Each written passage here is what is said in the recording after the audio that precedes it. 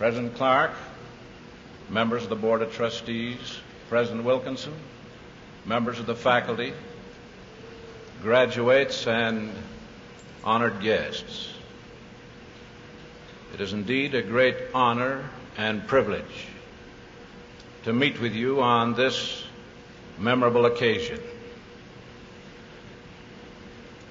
And I trust that I may measure up to the introduction which I have been given by President Clark. What he has said makes this indeed a humbling experience for me. It is a great privilege to meet with your many friends in expressing congratulations upon the completion of your work at this great institution of learning. I am expected, I suppose, to deliver a sermon to you. In order to do that, I will have to rely upon inspiration from heaven, and that will necessitate your faith and your prayers in my behalf. I do not think I need to remind you that this is the anniversary of the birth of one of the greatest figures and personalities that ever appeared on the stage of mortal activity. Just 151 years ago today, Brigham Young was born in a humble cottage in the state of Vermont. I understand that his schoolroom education was confined to just 11 days. And yet you here are graduating from a great university which bears his name and which he founded. Under his direction, another university was established, and other schools and other colleges.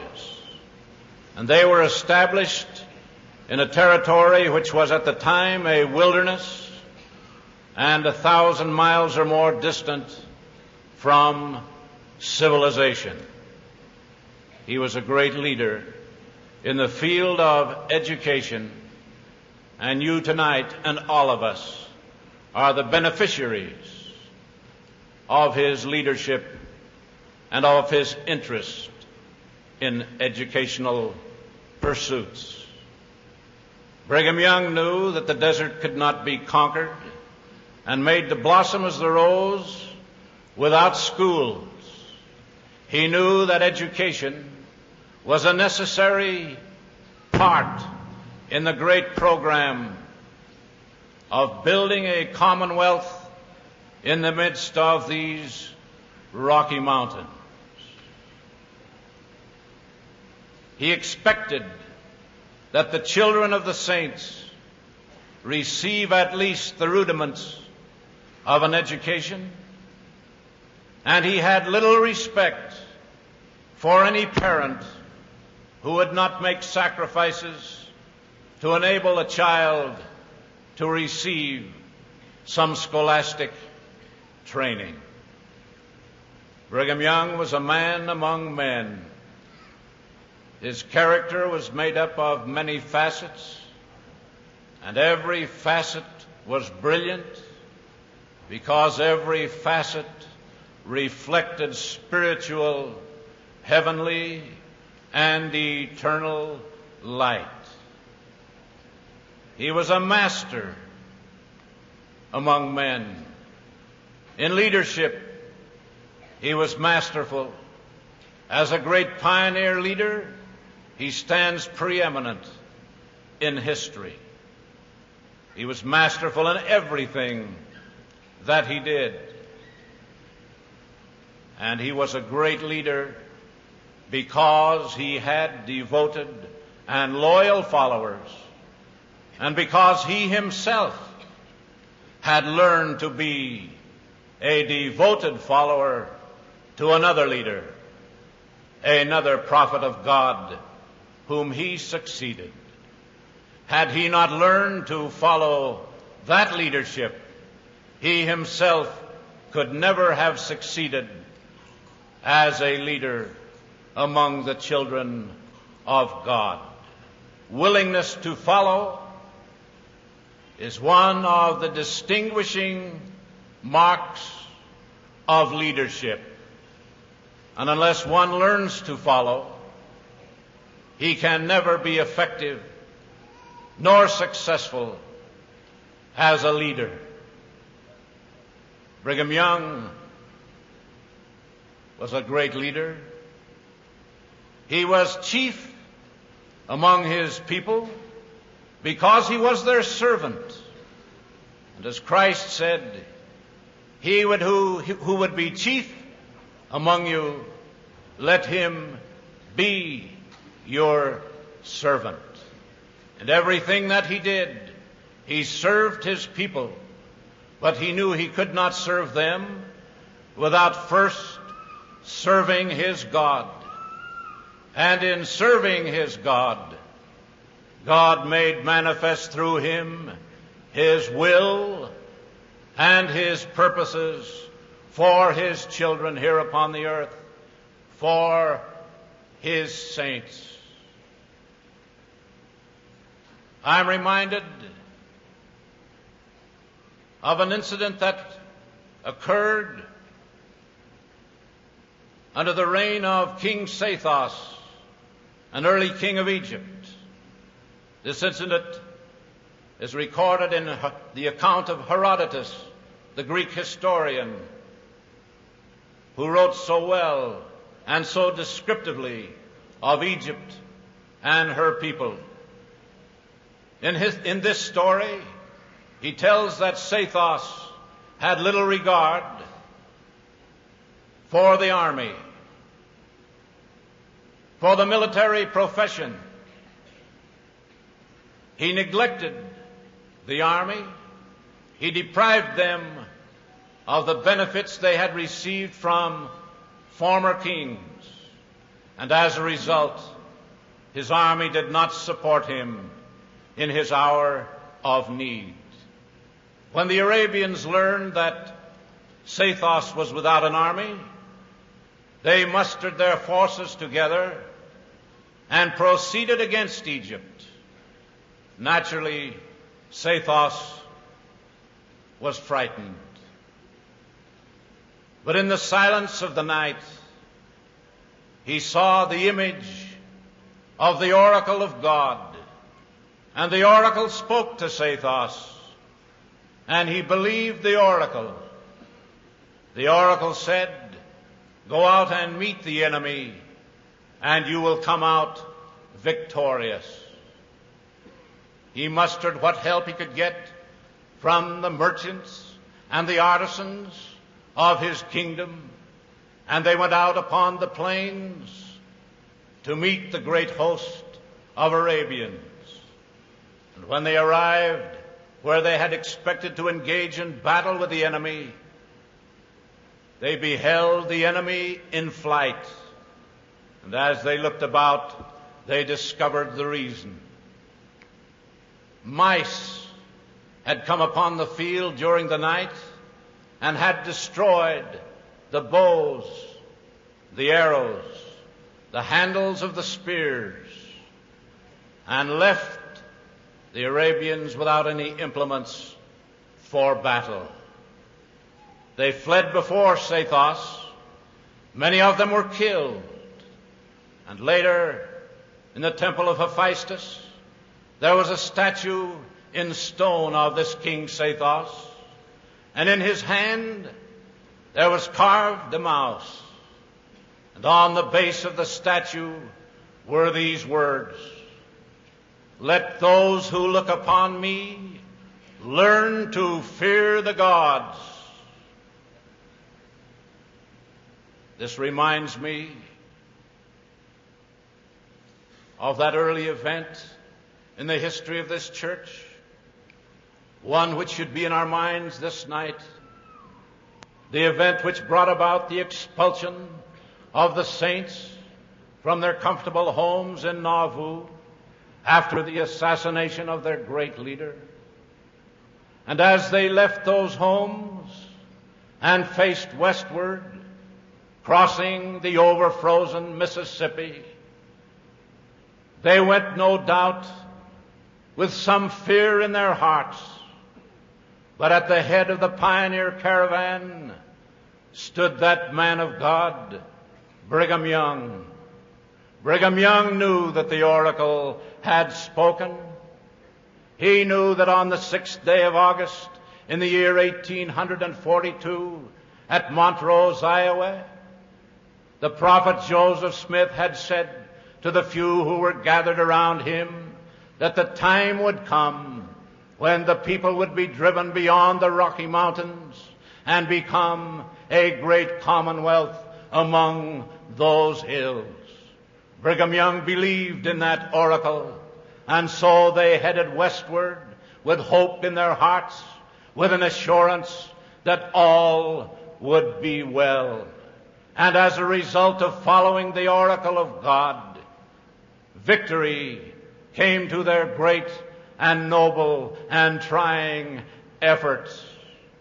And they came to these valleys, and some years later, there was erected at the head of Main Street in Salt Lake City a monument of Brigham Young. And well could the words which were inscribed upon the statue of Sathos in the temple of Hephaestus be inscribed upon that monument. Let all who look upon me learn to fear the gods. There is no victory of value, my young friends, unless we follow the oracle of God, unless we listen to the voice. And when we listen to that voice and follow that which it says, then all who look upon us shall learn to fear the gods. You know what the picture was on that eventful day in July when he stood at the mouth of the canyon and looked over the God-forsaken desert and said, "This is the place." You know there were no trees growing. There were no shrubs. There were no prospects from man's vision that they could survive. But they knew they would survive. And he did say, "This is the place."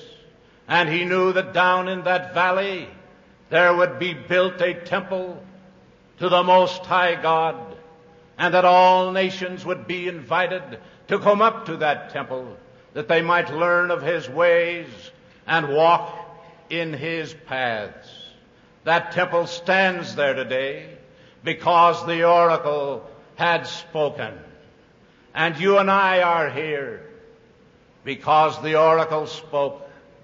And all who look down upon these valleys today, who see the trees and the grass and the homes and the schools, can say, "Let those who behold this great vision learn to fear the gods." Whether you be Jew or Catholic or Methodist or Baptist or whatever your religion might be, if you are here enjoying the blessings of the environs of these mountains, all who look upon you must learn to fear the God of heaven, because you are here only because the oracle of God spoke and the voice was listened to and the instructions followed. Great, my young friends, is your heritage. You are going out into the world to face problems more perplexing than any that have ever engaged the ingenuity, the genius, and intelligence of the generations which have preceded you. You are going to hear of wars and rumors of wars. You're going to cry for peace, and there will be no peace. You are going to learn of casualties of loved ones on the battlefields far away. And these casualties will affect your homes. They will be casualties which will take the lives of your own kith and kin. And the reason for all this is not too clear. Great will be the problems which you will have to solve. But you will meet the challenge because you know the oracle speaks and because you follow the voice of the oracle. Oh, you have studied in this school. You have pored over the books and the texts under the leadership and direction of good and faithful men and women. But what you have studied from books, you may soon forget. But the impress upon your lives of the personalities, of the characters, of those who have taught you can never be erased from your souls.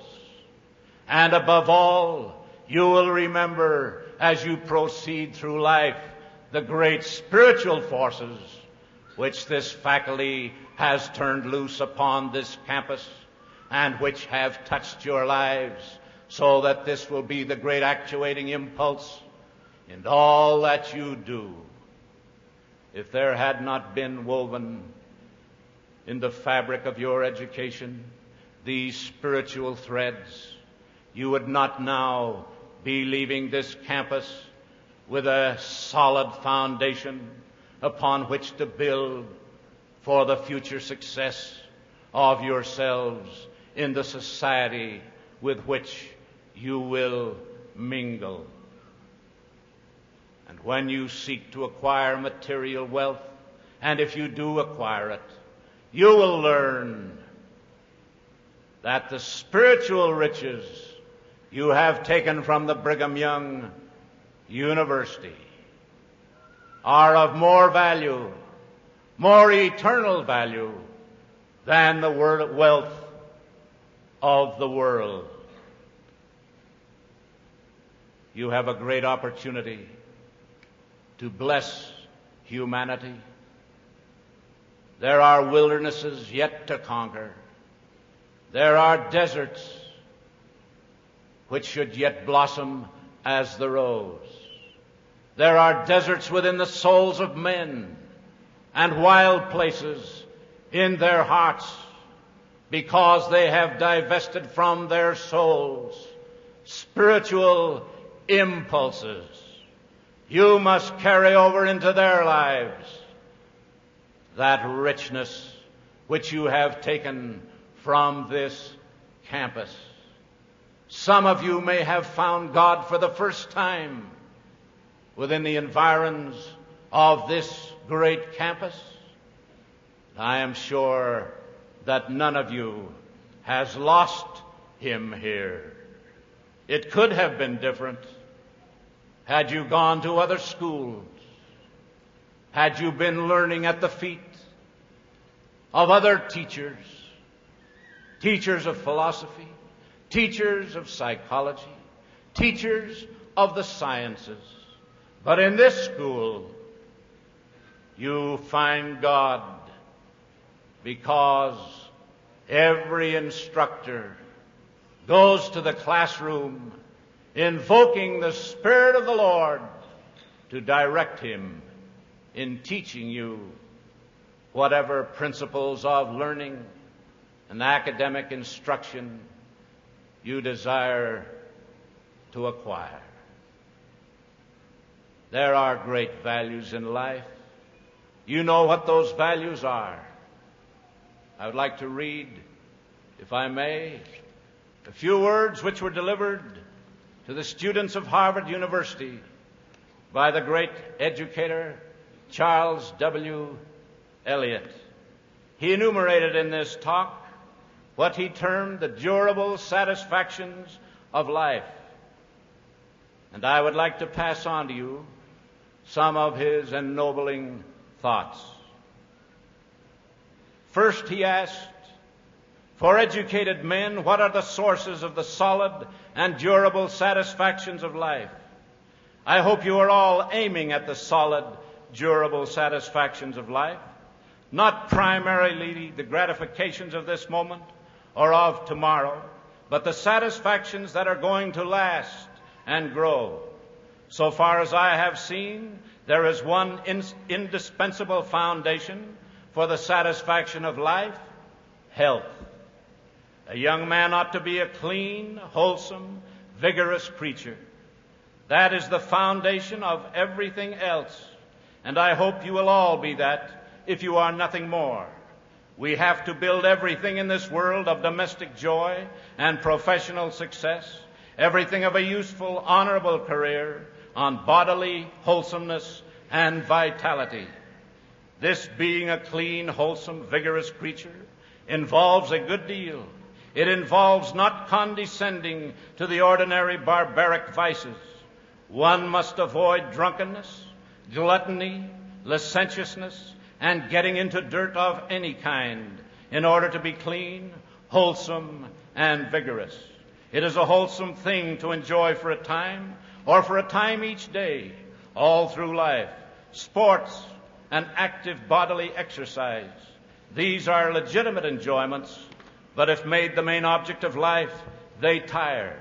They cease to be a source of durable satisfaction. What is the next thing, then, that we want in order to make sure of durable satisfactions in life? We need a strong mental grip, a wholesome capacity for hard work. But there is something more, something beyond this acquired power of intellectual labor. As Shakespeare puts it, the purest treasure mortal times afford is spotless reputation. How is that treasure won? It comes by living with honor on honor. Most of you have begun already to live honorably and honored, for the life of honor begins early. Some things the honorable man cannot do, never does. He never wrongs or degrades a woman. He never oppresses or cheats a person weaker or poorer than himself. He never betrays a trust. He is honest, sincere, candid, and generous. It is not enough to be honest. An honorable man must be generous. And I do not mean generous with money only. I mean generous in his judgments of men and women and of the nature and prospects of mankind. Such generosity is a beautiful attribute of the man of honor. In his concluding remarks, he gives this counsel: mark it well, my young friends. Look forward to the important crises of your life. They are nearer than you are apt to imagine. It is a very safe, protective rule to live today as if you were going to marry a pure woman within a month. That rule you will find a safeguard for worthy living. It is a good rule to endeavor hour by hour and week after week to learn to work hard. How well you and I know, my brothers and sisters of the graduating class, that there is truth and wisdom in what this great educator has set forth as the sources of the durable satisfactions of life. And what he says to the young men may also be said to the young women. Live each day as if you were going to marry a pure man within a month, and you are entitled to expect the same purity from your man whom you will marry as the woman, as you are the men to expect from your woman companion in life. There are other sources of these durable and eternal satisfactions in life which he has not enumerated, but Brigham Young would have enumerated more to you. He would have mentioned to you this business of praying to God, of invoking his divine aid. This afternoon, in the testimony meeting of the seniors, I heard one senior, a young lady, testify that as she knelt at the side of a bed of a sick friend and held her hand and offered up her prayer to God, that friend was released from pain and peace came into her mind. That is one of the eternal verities. There is no greater source of satisfaction, no greater source of blessings which you may need as you go out into the world than praying to God your Father. Obedience to the principles of the gospel. This institution belongs to you because your obedience to the gospel supports and maintains it. Do not forget to honor the Lord with the substance which you acquire when you go forth from this institution of learning, because from that source and that substance, God will be able to finance this His great university, which is destined to be the greatest of all universities of its kind or any kind in all the world. Keep the testimonies of the gospel which you now have and which many of you have acquired here at this school. Another senior bore his testimony today and said, I received a testimony of the divinity of the Book of Mormon here. Why, that is worth all the sacrifice and effort which that young man has made to come to this school. The testimonies of your teachers should ring true and carry conviction in your hearts and anchor you to your faith as long as you shall live upon this fair earth. Be faithful to your ideals. Be loyal. Be active in the Church of Jesus Christ of Latter-day Saints.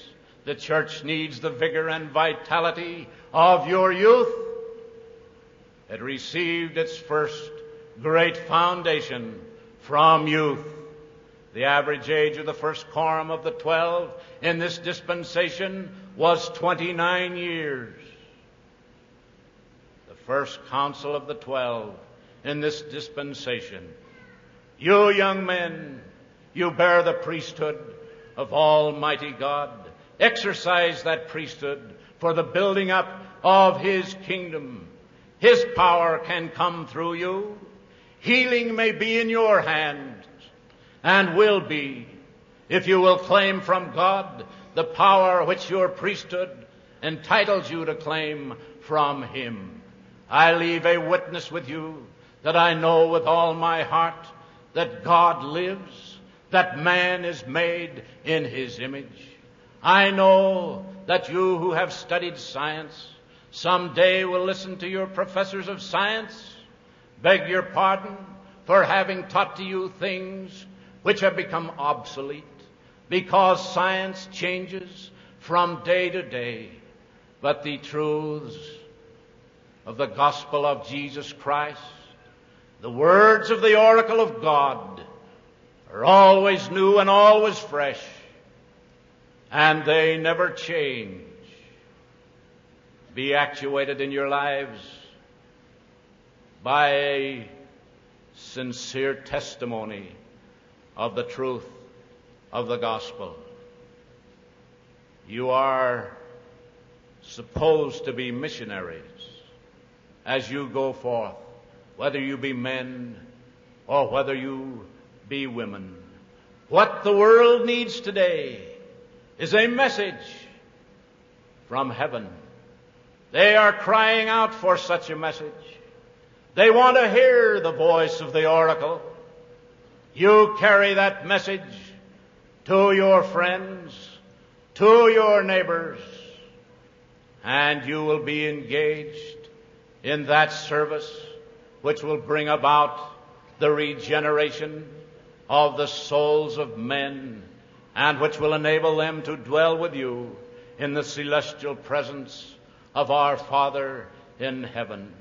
And as I stand here in the presence of these men of God who occupy these seats, these great men who have been called from their vocations and their professions in life to be your servants, I want to testify to you that they are God's chosen servants, that they do represent Him, that they will never lead you astray if you will listen to them, because through them the oracle of God continues to speak. Let all who look upon them learn to fear the gods. Let all who look upon you learn to fear God. And may His Spirit be your abiding companion, direct you in all you undertake to do. And may I repeat again, so live as if you were going to marry a pure man or a pure woman within a month. Be humble before God, and He will magnify you before men. God bless you in your future activities in life. May your worthy desires be realized. May the hidden desires of your heart, which are righteous, come to you, and come they will, if you will invoke the aid of your Father in heaven, whose Spirit permeates this great university. And thus I pray for you and for us all, in the name of Jesus Christ. Amen.